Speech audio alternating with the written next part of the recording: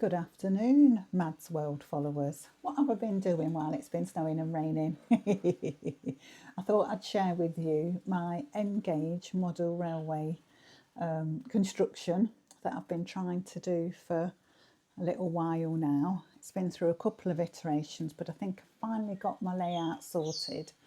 So I hope you can see that. Oh, I don't know what's happened to my camera. There you go. So I started off with a single oval, and this was after going to the Roxham Miniature World about 2 years ago, a year ago, with my two boys. They've built themselves an OO gauge set in one of my lads' houses, but I haven't got a lot of space, so I thought I'd go with an N gauge. So I started off with the oval, not quite the oval in the middle of this layout. It's a bit bigger than that.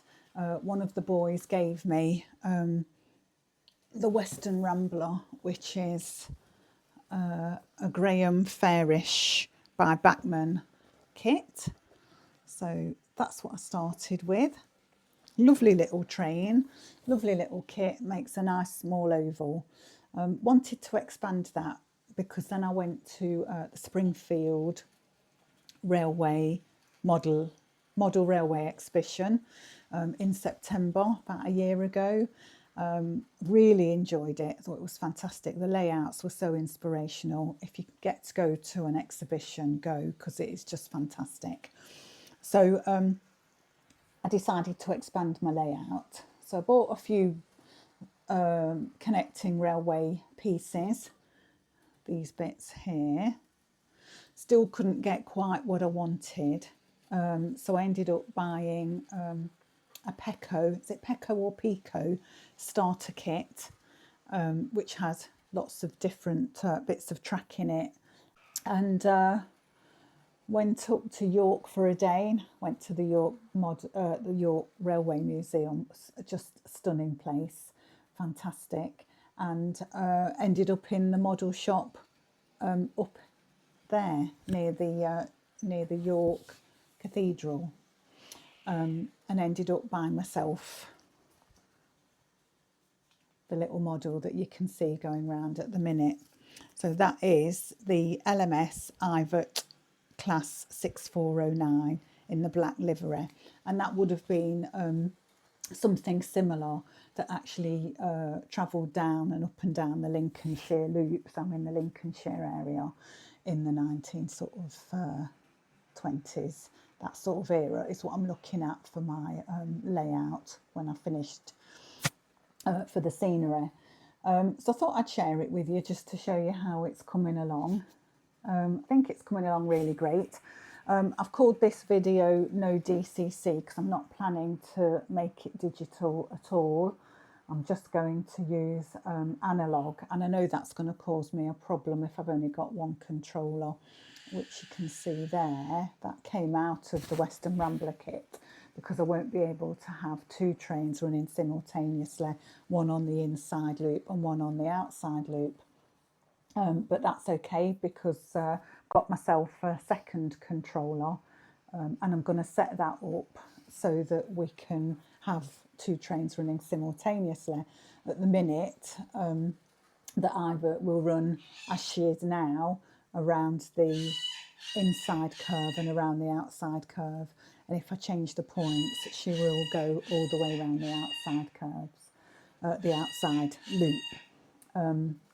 Which I'm really pleased about, and actually I quite like being hands-on and physically moving the points to make her do exactly what I wanted to do.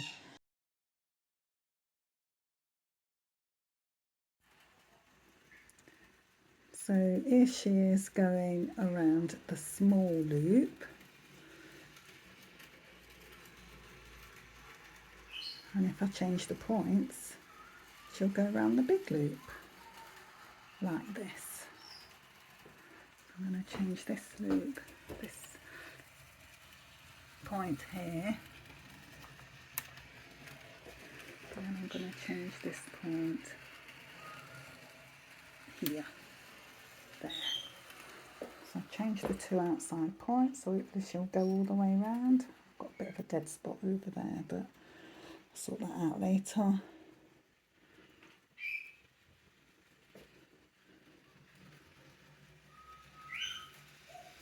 She'll go around that loop. And then to get her to go round this loop, I'm going to add a second controller, and I'll do that next. Fabulous. I got into trains a long time ago when I started college, about when I was about 16, 17, and I had to go over a railway line to get to the college in Leicester where I lived. I used to walk in the mornings, and one of the girls that was on the same course as me used to walk the same way, and then we used to stand on the bridge and watch the trains go past in the morning and in the evening.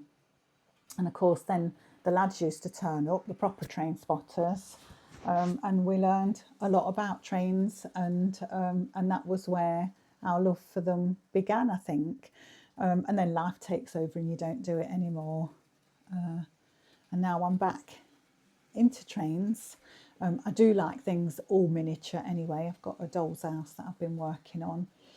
So this is like another step using the same skills. So I'm going to try and build a lot of the scenery. I want to get some more stock as well, rolling stock and locomotives to go round for the area that I'm looking at. And I've been trying to base it on the area where I live, which is in Lincolnshire, and one of the villages that used to be on the Lincolnshire Loop. So I hope you'll join me and follow me on this little journey and see how we get on. See those little toilet roll? That was a toilet roll just there that I've cut into little rings, and I'm hoping to either make that an incline or make that an incline, not sure yet. This incline, this side, this was done using an incline kit, and then we've mod rocked it, or mud rock, whatever you call the stuff, over there. And then you can see from my buildings, what I've got here so far are some ready-made buildings and reliefs that I'm going to use. And that little one there, really pleased with. That's a Metcalf kit in N-gauge. So all this is N-gauge, because I haven't got a lot of room. My whole layout measures 24 inches in width, so that's 61 centimetres, and 55 inches in length, so about 140 centimetres.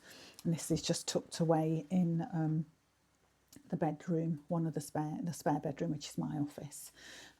So I'm thoroughly enjoying playing with my trains, and it's been like this now for about, I don't know, it's probably been like this for about 4 or 5 months. But when I'm working, I just like to hear the train in the background, so it just goes round and round for now. But now the weather's turned, I'm going to try and get on and do a little bit more on the scenery. So yeah, hope you've enjoyed that, and I'll speak to you again soon. Take care.